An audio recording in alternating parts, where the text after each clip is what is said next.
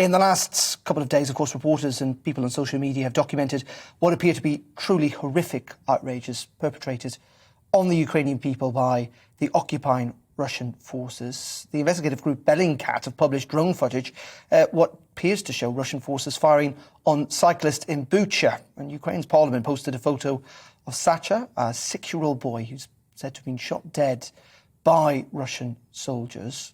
Elsewhere, early reports from elsewhere suggest that Ukraine could have a worse death toll than we've seen in Bucha.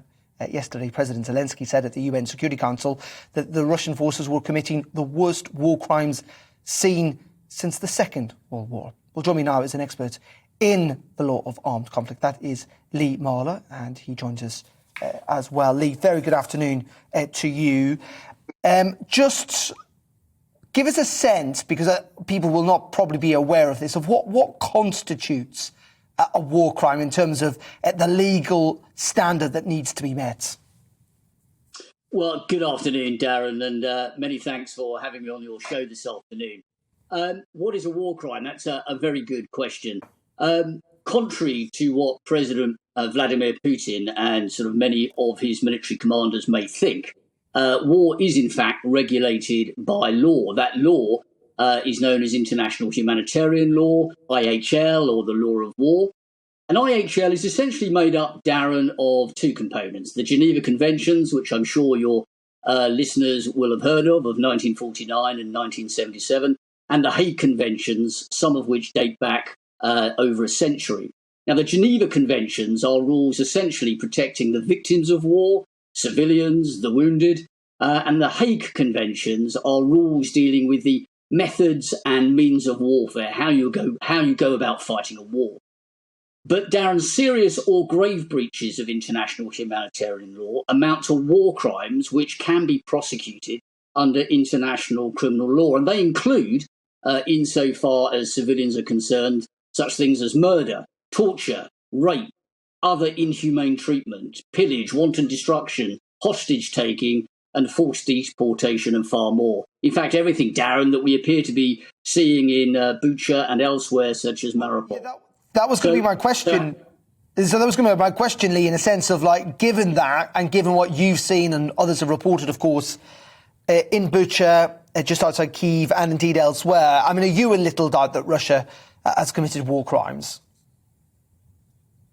Personally, from what I've seen on the television, obviously I haven't seen any concrete evidence, but what we've seen, I have complete confidence in saying that the Russian armed forces appear to have committed war crimes in Ukraine, Darren.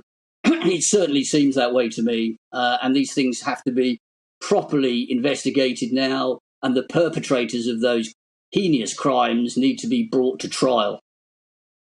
We're looking at the moment here, Lee, of some of the aerial footage that's been taken from Bucha, which, many people have pointed to changes in soil composition, suggesting mass graves and elsewhere, but also a sign of the sheer scale of devastation in that part of Ukraine. As ever, though, the problem, isn't it, with these things, Lee, that these war crimes can be called out. Trying to get justice is a hell of a different matter, and that's going to be incredibly difficult while Vladimir Putin remains in the Kremlin. I mean, you're absolutely right, Darren. I mean, the international justice system, as presently constituted, is ineffective insofar as Russia is concerned, for two reasons. First of all, Russia's right of veto in the UN Security Council, and the obvious fact that Russia is not a member of the International Criminal Court. Now, what does that mean? Well, as Russia is not a member of the court, any arrest warrants that are issued by the judges of the International Criminal Court will not be recognised or enforced within Russia. Russia will certainly not extradite its people whilst Putin is in power to The Hague to face trial before the International Criminal Court.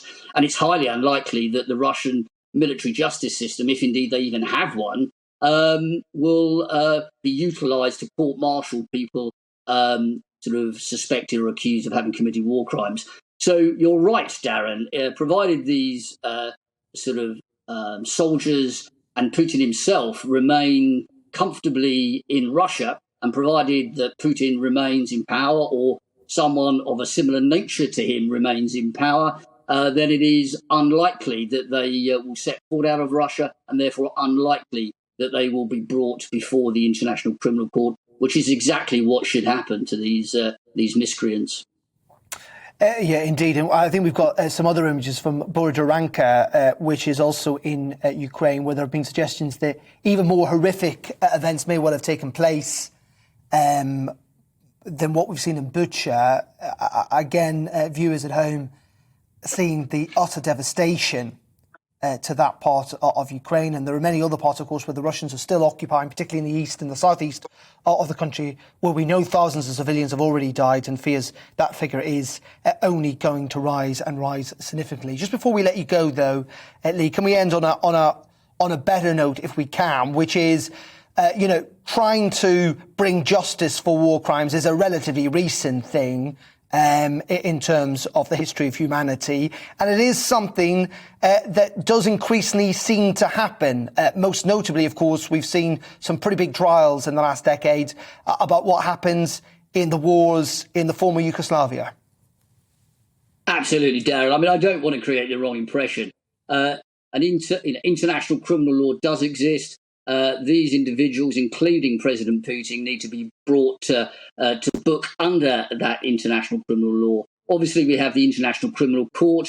Before that, we've had, Nuremberg, Tokyo, the ad hoc tribunals for Yugoslavia and Rwanda, and people have been brought to justice and have been put behind bars, including civilians. And I sincerely hope that's what happens in this case. In fact, Darren, what you're really looking at here is not just, I shouldn't say just war crimes. I mean, what we're seeing in your clips there raises the spectre of genocide, which is the most severe crime against humanity.